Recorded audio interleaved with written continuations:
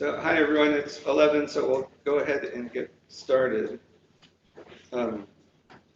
We're using today's seminar as an info session for the NSF I-Core program.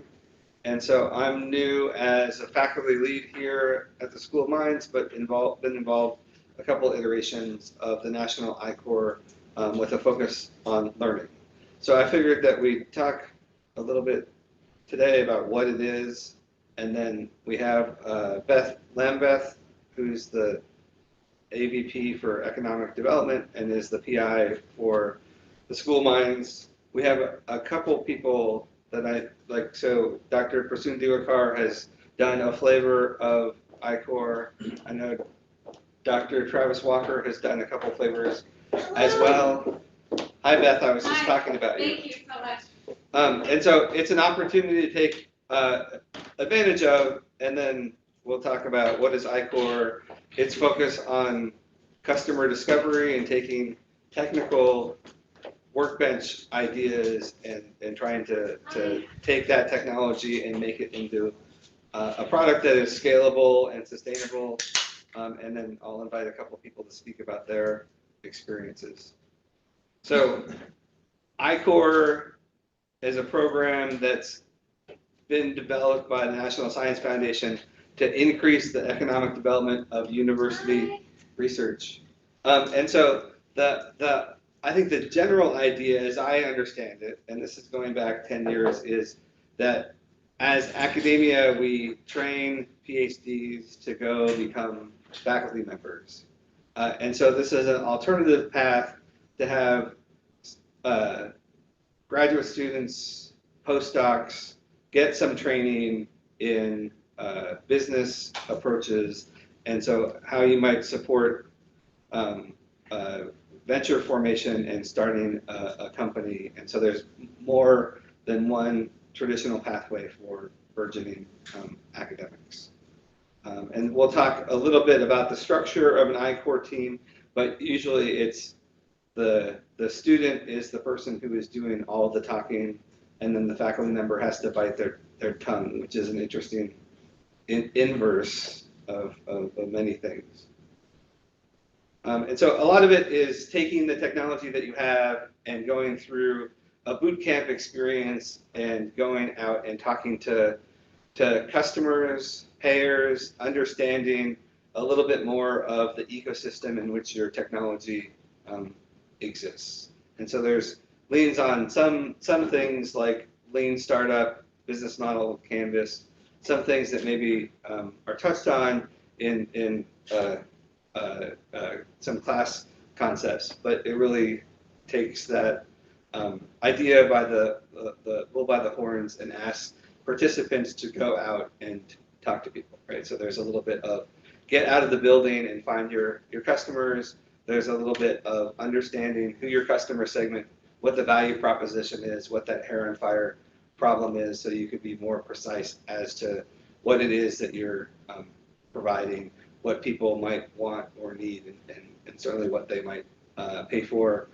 Taking some of the technology that you have and putting it in the format of a minimum viable product and using that to test out some of your hypotheses along the way.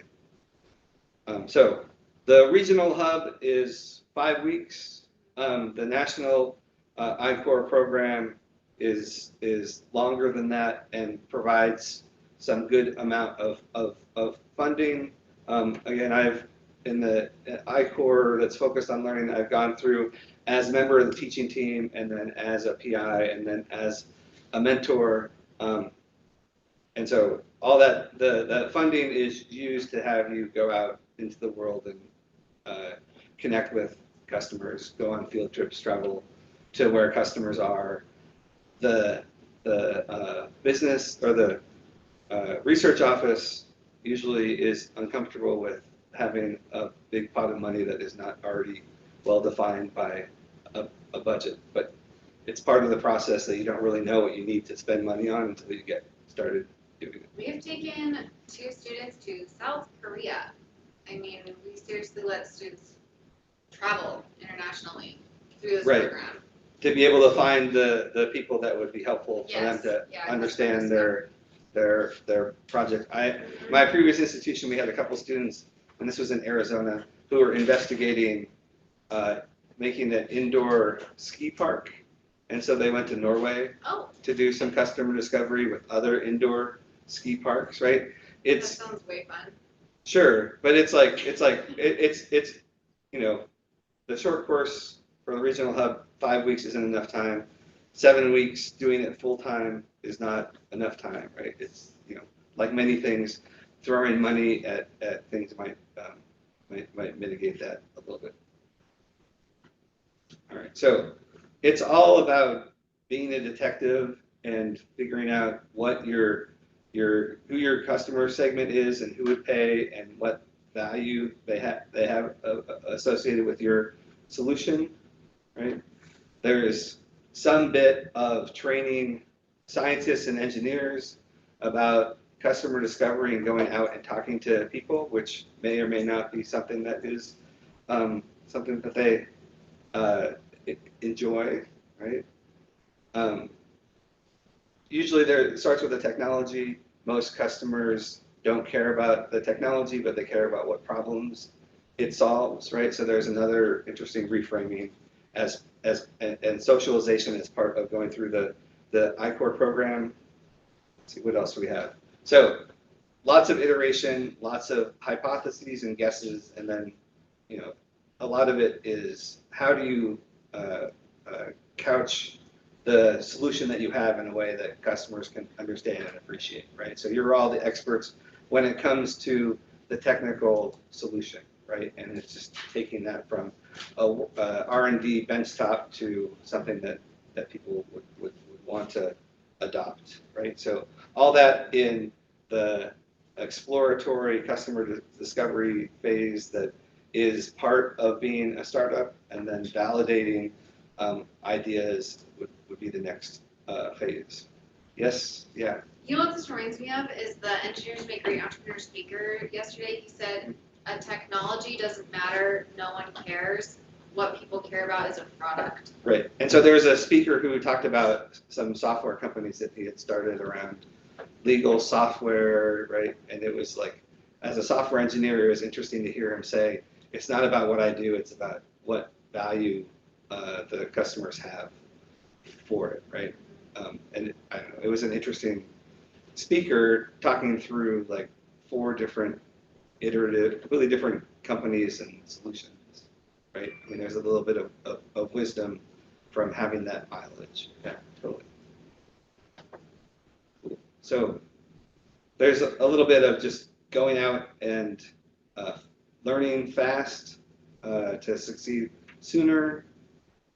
There's a little bit of focus on customer discovery. So again, translating what you have at the workbench to find people who would value that as well.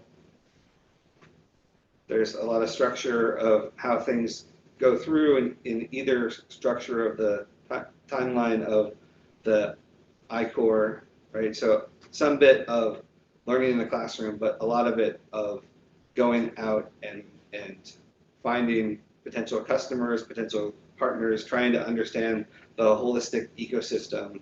And there's a lot of quick feedback with the teaching team that sometimes can be a little bit challenging to take STEM thinkers into a business context. And it is super well defined too. Like week 1, here's a template, here's your homework, here's how to turn it in.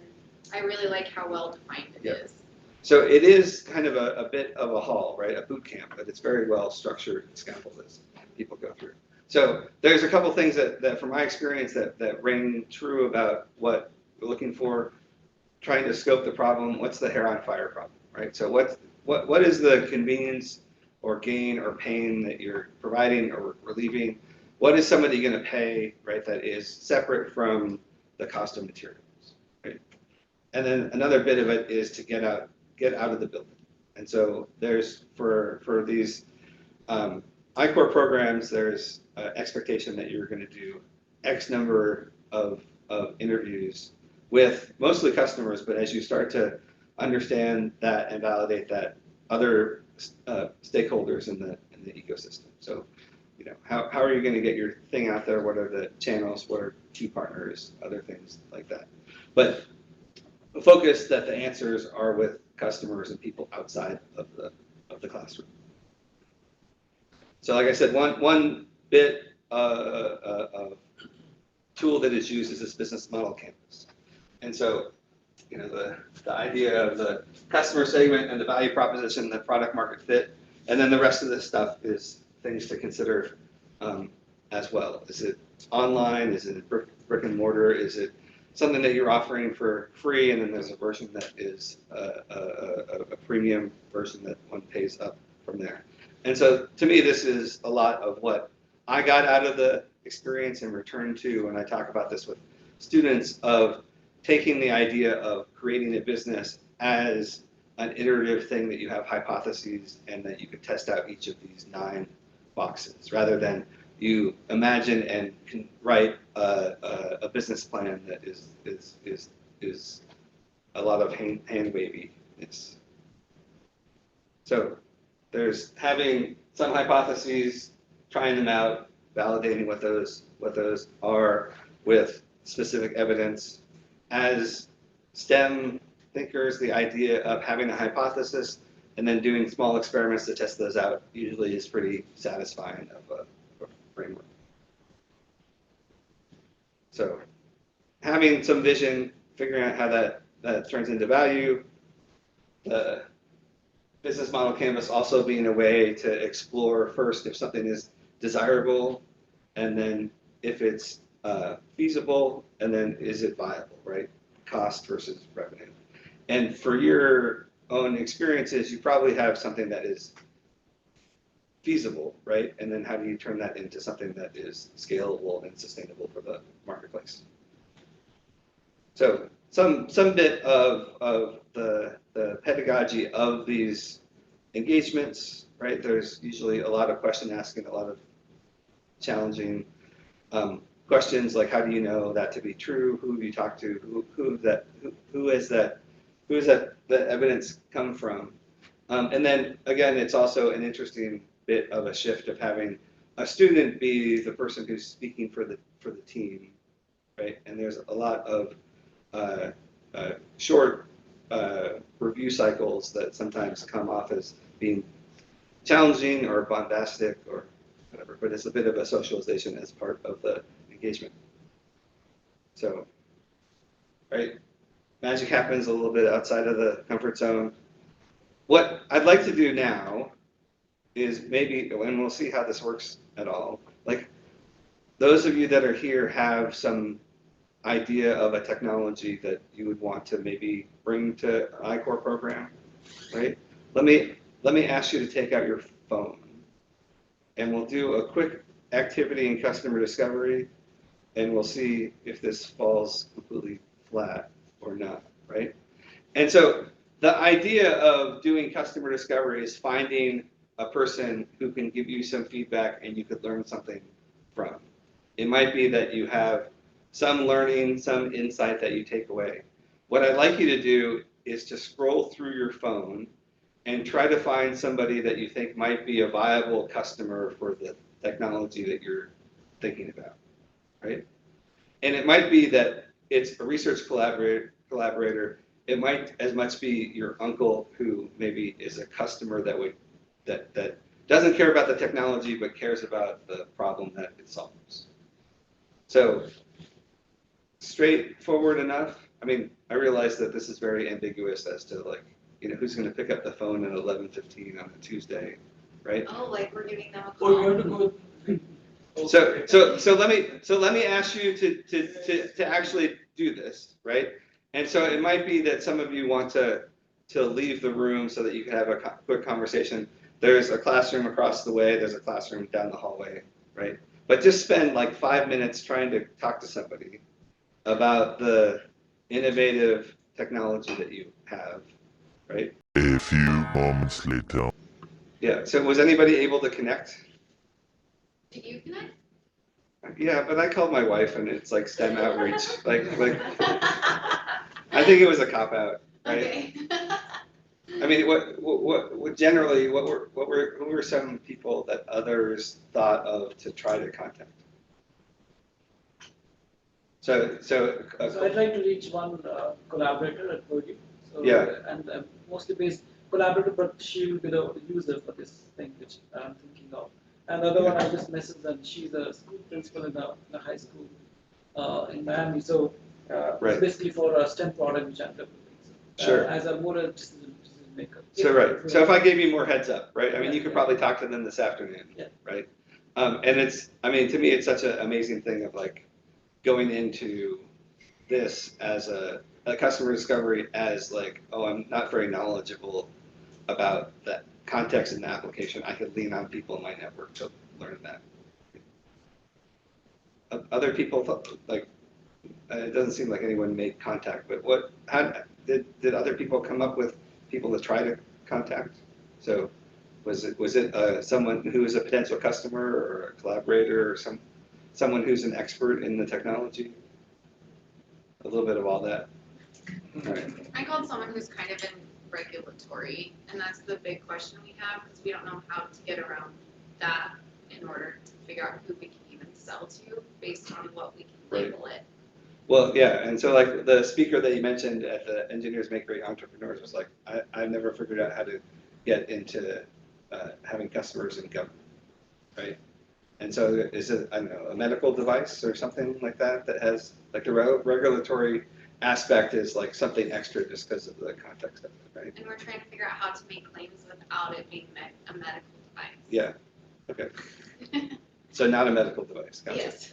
I mean, to me, it's just such an interesting thing, like for something that I've done, like my starting point was, oh, we'll do this extracurricular thing and schools and teachers will pay for it, right?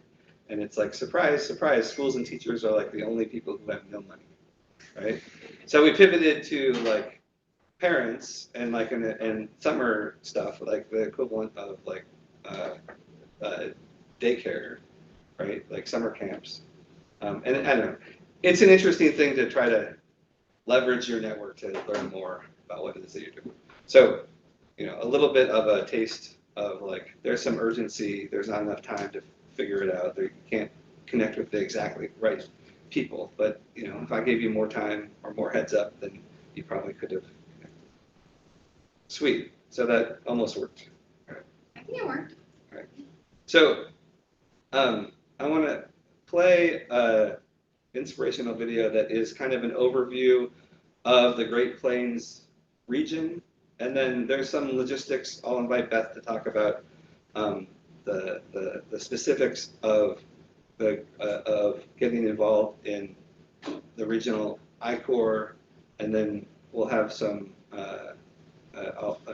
folks who have participated and can share what it is that they went through and their learnings from that. So maybe the audio will work. Maybe the audio will not work. He's totally talking, right? Our hub is to give inventors the skills or the tools needed to do better customer discovery, develop value propositions that they can easily communicate. But it's just the initial step in terms of forming a business and really getting that entrepreneurial mindset. The unique feature that we have about this region is that we don't necessarily have as much in terms of for sure population, but also infrastructure. The I-Corps program allows some of the new researchers that are coming up with really cool stuff to explore what kind of partnerships they might also be able to establish even outside of the region. Since the inception of the I-Corps program through NSF, they've been able to establish over 1,000 different startups across the country. By establishing the Great Plains I-Corps hub, we filled a significant gap in the map. So now we have a huge opportunity to capitalize on technologies that are developed in these more rural states in order to bring about and expose technology that could be used and translated worldwide.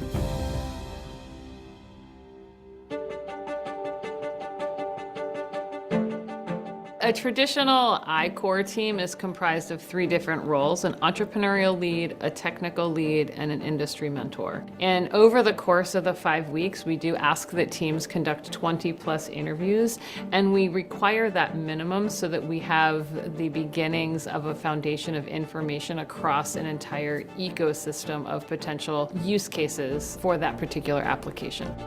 Our main idea is targeted drug delivery, which significantly decreases the overall amount of drug. We read lots of papers, then we do the experiments in the labs, but when we go outside, especially because of the ICO program, we get have the chance to talk to the actual people who are in need and who is actually using this stuff.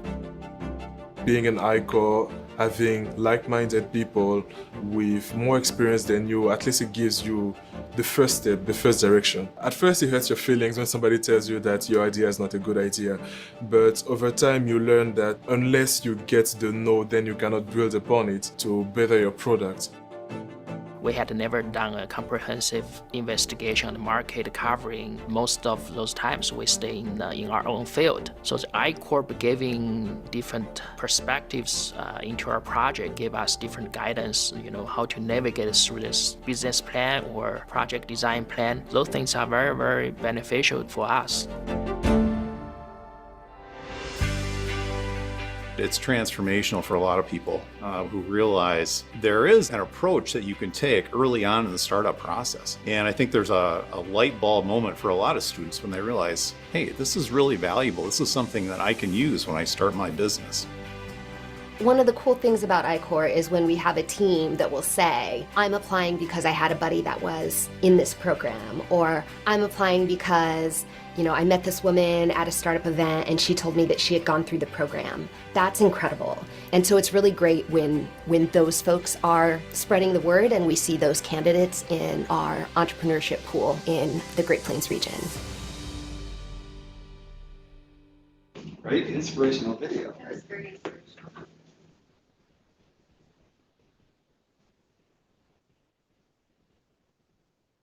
I'm always tickled when the volume actually does work, because I feel like it never actually does. Sure. So Beth, why don't I invite you to come up here and Okay. talk about mine's involvement in this bigger thing, and I think there's some deadlines and some other Yes, things. there's totally some deadlines and stuff.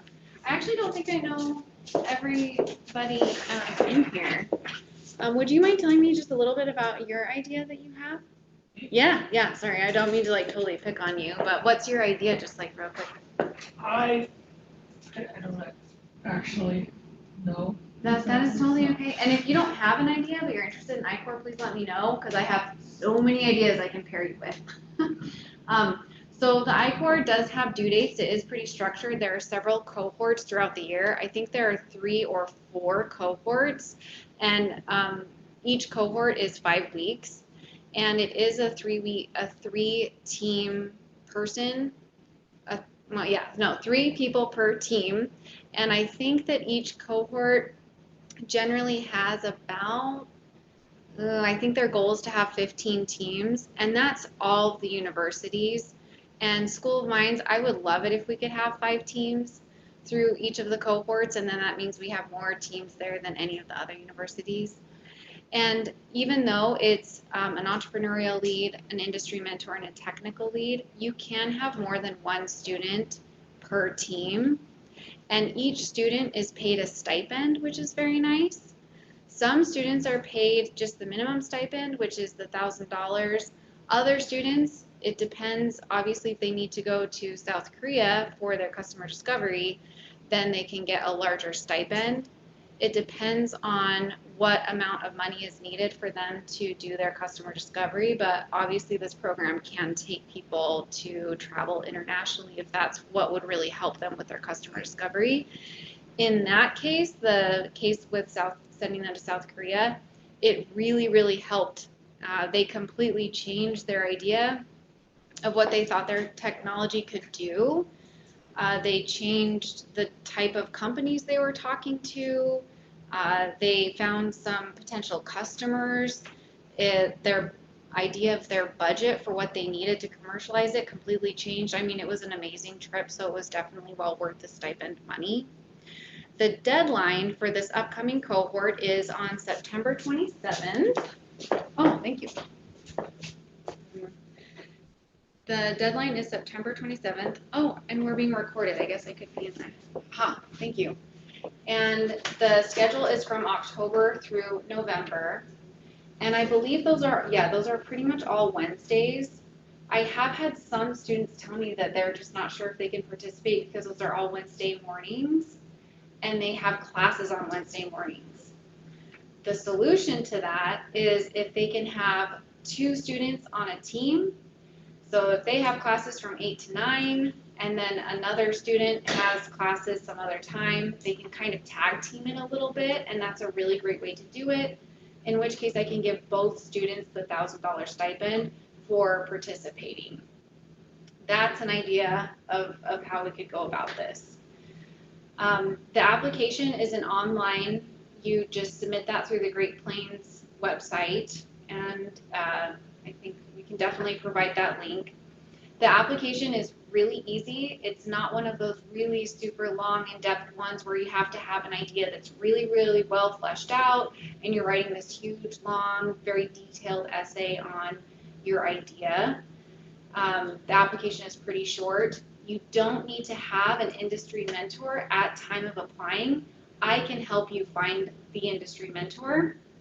I'm in the process of finding industry mentors for our business plan competition here on campus. And so this is kind of a perfect timing, actually. I am compiling all of those business plan ideas, and I can just put in these I-Core ideas along with that. So when I email those potential industry mentors, I'll just say, hey, do any of these ideas look like a good match? And that's how I can help kind of match you guys up with industry mentors. That said, any contacts that you already have in your Rolodex that might be a really good match for your project, those could be really great industry mentors also. People that are already in the field, that already have really good connections and networking, that would be the best. People that can kind of connect you with the area that you're hoping to go into. Any questions on, I guess, the logistics of it, applying? This is all online, it's all Zoom, which is very nice. I get that question a lot. There isn't any in-person where you're actually having to travel somewhere in order to attend any of the cohort, which does make it very convenient. What happens after November 28th? So once you have done the interviews and also, what's the next step after that? After that, it's kind of working with my office. When you have that very final, they call that final day the graduation day, and you have your final presentations of your homework, and your final deliverable is a PowerPoint slide, and I think it's really just 3 or 4 slides where you have your ecosystem mapped out, where you figured out who are your decision makers, who are your end users, who are the people that are kind of going to be involved in that purchasing power is one slide. Another slide is your value proposition. What is your hypothesis of how you started out, and what is your hypothesis, how did you really vet that out?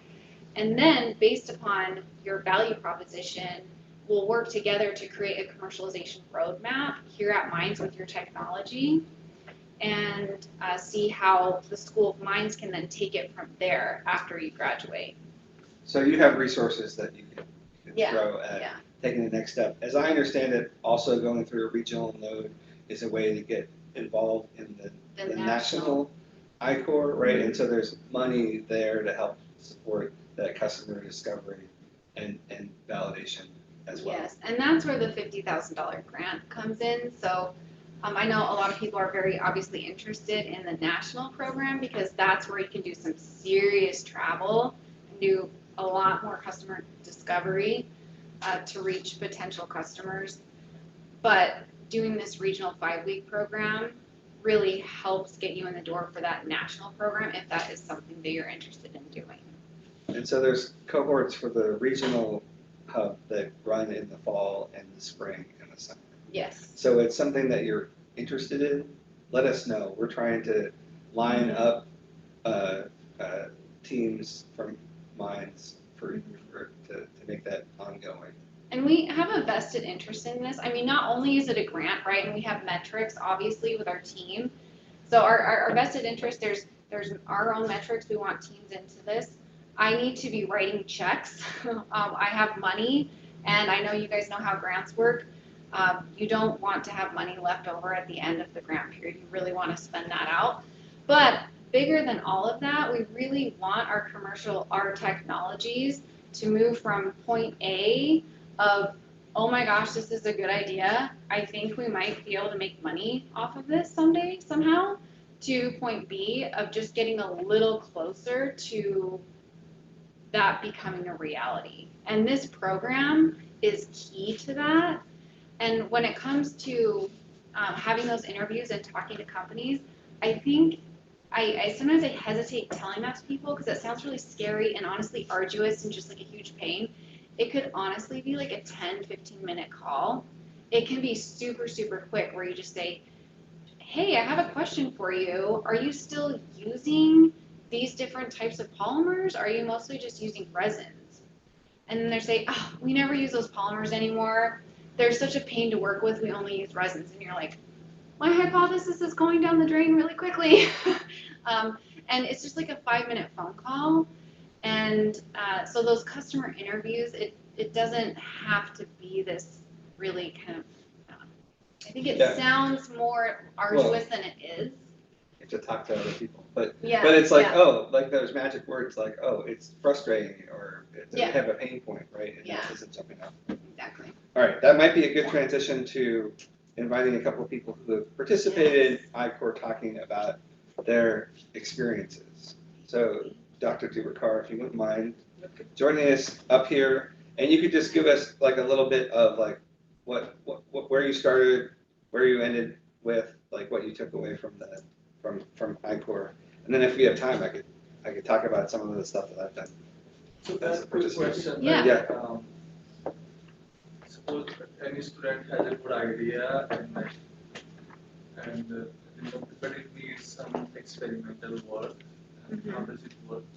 Is there any money to test or do some experimental work, or is it just the idea? The I-Corps is really based more on vetting out the commercial value. So when it comes to vetting out the idea from the data standpoint, is the hypothesis going to work out from, are you going to get the data that you're hoping to get? This program wouldn't really help with that necessarily. This is focusing on a different type of data and forming different types of hypotheses really, but around the commercial value of it. Okay. Yeah, so you do get a stipend, you are forming a hypothesis and gathering data. It's just a very different form of that, yeah.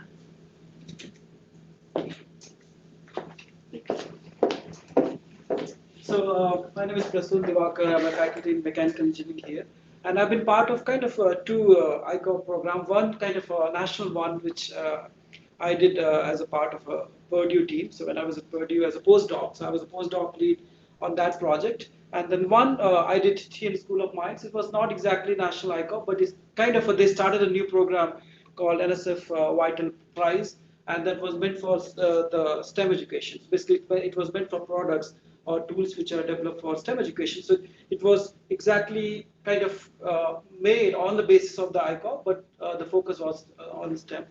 So I did that last summer, and we got a mini grant about $20,000 to do the customer discovery round for that. And the Purdue one, which I started with as a postdoc, so that was new for me. We were developing a medical device. Basically, it was for cancer treatment for. It was for basically for controlling cancer, or maybe kind of minimizing the use of chemotherapy. And that was so we did it in the lab, and that was for my experience was getting out of the lab was a big challenge, asking questions. We did in the lab, we published papers, everything was good, but then the moment we started asking questions to people, and it was a big challenge. As coming out from the lab, as engineers, it's always challenging. And the question, first thing, as you mentioned, that first thing we were told that forget about the technology, and that was the kind of heartbreaking for me. Like that's what you work for, and you're saying forget about technology. Don't. When you talk to customers, the moment you start talking about technology, you're losing them anyway. So of course, that's a high point, but you have to word it in such a way that you can tell your value proposition. Why should this technology be there? Who will buy? And who are your customers? Who are going to use? And who are going to pay for it? That was the key questions which came up. And it took a while for us to identify, because for us, it was very ambiguous. Who is customer? Who's paying? For us, like initially we thought the patients will be the customers, but as we started talking to people, we realized it was not the patient, but the hospital administrator or the doctors. They will decide whether that instrument is going to the hospital, because they're going to recommend that can use this treatment methodology. So it was a big challenge, and the question of how to reach out to people. I don't know any hospital administrator, how to reach out to them, how to talk to doctors, and so it took a while, but then we started reaching out, talking to people, and within 2 or 3 months, we were able to get right questions answered, and that helped us change our business plan, how we want to do what we want to do with the technology. Initially, the idea was, great idea, we'll start up a company and we'll do that, but later we realized that it's better to, if we develop the technology, better license it. So I think those kind of questions were also answered at the end, whether you want to start a company, whether you want to, what the revenue stream is going to be, whether you just want to license it, get a revenue out of that. So overall that process, we got to learn who our customers are, and then what kind of questions to ask. When you're asking the question, talk a little bit less about the technology and then more about the value of what it provides, why it will benefit you. If I come and ask you that this is a new thing, I should be trying to connect what do you want out of that product, rather than just talk about this is the best thing in this technology and it's going to improve this efficiency by this percentage. They don't care. So I think framing the question and framing the value proposition was valuable learning, and then identifying the customers and who is going to pay and reaching out to that is also very valuable for me. And then, so that was the first experience. And this one, the recent one which I did at the School of Mines, is also very unique, because here the goal was not, we are not selling we are not creating a product which we can sell it as such, but we are developing a tool which can be used in high schools. And probably the goal was to make students more motivated for STEM. Now, it's difficult to put in a label of money. So how to sell it? That was a big challenge. And again, here the customers were again not students. That's what we initially thought, but they were not the customers, but who is going to pay? Mostly it could be parents, it could be coming from grants. And what we ended up when the program ended, we decided that the people who are going to pay based on the customer questions we asked, it will be parents and it will be the companies, because one of the questions we are going to ask, that these students who are getting out, and people are moving, the STEM students, they are moving out of the state or out of the country. If you want to retain them in the state, let's say the state of South Dakota, we want the companies who are local to be involved. So we went to the companies and talked that if this product is introduced in the school, then these students whom we are training them, you can be mentors and basically start offering the internship, and you can be retain them in the state itself. So by talking to companies, we got this question that what we will get out of it if we sponsor this program, if we put this money, or to buy this, if we put money in the school, what we are getting out of it, because they'll get this education, they'll get this training with your tool, and then they'll fly out to California or Silicon Valley to do the job. So how are we benefiting? And that was a valid question, and that's what we came out to customer discovery, that you have to, then we changed our program or changed our tools so that it does benefit our local companies and local state stakeholders, so that they can be investors, they can be people who are buying this program. And that's what we are working on right now. So the kind of customer discovery and asking the right questions did help us. We did about 80 interviews in the process in 2 months time frame, which was quite a lot to me. But also it changed a lot of the questions we started with. It changed a lot, and the product which we finally developed is much improved and much better. So we will be going for a further improved product maybe next couple of years. We're working on it and start implementing in schools. The project is currently implemented in Florida, in Miami, but we are hoping to bring it back in South Dakota with hopefully these kind of grants. So we'll work on that. So that was my experience. It was good experience for me to get out of the lab. That was one thing. As an engineer, when you do this customer discovery, it helps you understand whom are you making this product for. So yeah. When you were asking questions, did you change the questions you were asking depending on who you were talking to, or So is they it were- the yeah. same standard, like 5 questions? So there are like 5 questions, 5 to 6 questions, but there was that I made when we're just doing the question, depending on whom we're talking to, if it is a person who is going to pay, are they the customers, or they are going to be the users, or they are going to decision makers, or they are going to what, depending on the role of stakeholders or where they fell in the ecosystem, our questions were slightly different. So that we can get the right answers for that. So the questions were different, but during the course of the interview process for 1 month, we didn't change the question. And we thought of changing the question because we saw that we have to modify questions, but also kind of stuck with that at least for that time window so that we don't influence our data. But later on, when we do the next cycle of interviews, we are going to change some of the questions. But we had different questions for different people or different stakeholders. And then before I-Core, were you used to using these words like value proposition and No, customer no, segment? these are that's what the first thing when I started with the Purdue ICO program, those are all new to me because when I made the first presentation of the technology, I just talked about technology. That this just like a research seminar. I was talking more like a conference paper, and so that was all they told. That don't talk less about that. You have to talk to the customer. Whom are going to sell it? Who's going to buy? This might be the best technology, but if it does not find its way in the hospital, it's useless. So you have to find it. You have to find this technology should be in the hospital, so that people start using it. Now there are a lot of roadblocks. How it goes, who buys it? There are already companies which are existing, and they might try to kill the technology. So how do you make that path so that ultimately reaches the user? So you can talk about the good thing of technology, but you have to find the path, and that's who is going to buy and pay and install it in the system. You could be the best technology, but if it doesn't find a place in the hospital, if it's field portable, but it doesn't get, you've made an instrument which does not fit in the existing technology, the hospital is not going to work. Hospital is not going to pay. Just install this system, they're not going to change the infrastructure.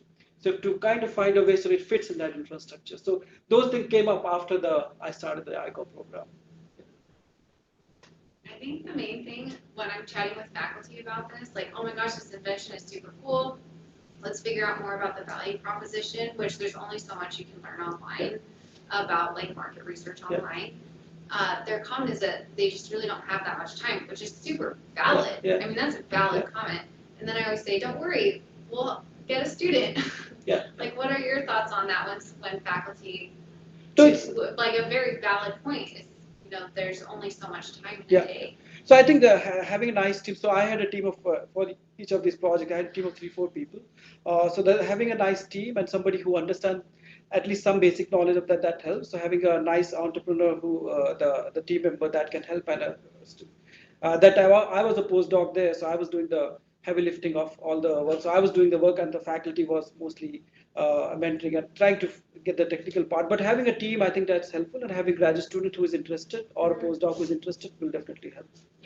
And let me jump in because I think that there's it's a ripe opportunity to mentor your students in a slightly different way, right? And so, as an entrepreneurial lead, I had a PhD student of mine who was in a Science Technology Society program. Like the 2 faculty jobs that he's gotten are, he claims, based on his experience going through I-Core and being able to translate some of the STEM things to, now he works in a business school, right? And so using some of the specialized language is something that he picked up along the way, right? But it's, I don't know, very much like some of the mentoring we might do on the research side, right? As to like the customer segment and the value proposition. But like everyone is coming up to speed on that new language.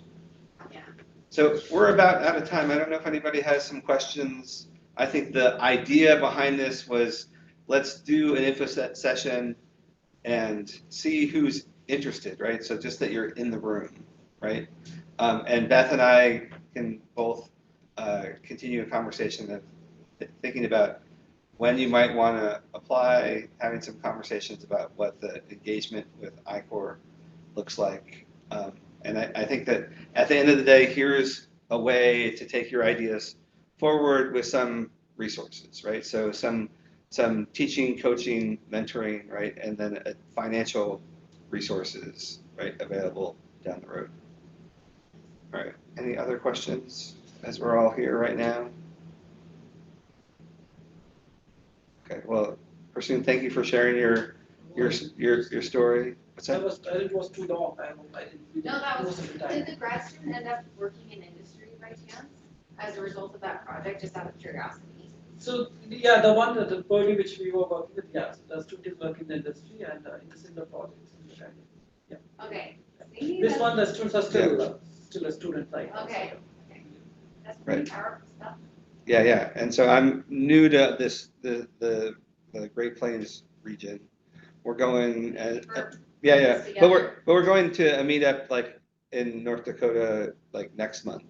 And to me, it's a curious thing as to like the different schools that are involved, right? Like we're undergraduate STEM focused. How can we leverage our research and our expertise to make it happen? So we'll stick around for a little bit. Happy to answer questions. We'll follow up with an email pointing these slides. The Great Plains region has a website with some of the same information that we covered today. But thanks for coming, everybody. Thank you for putting this together.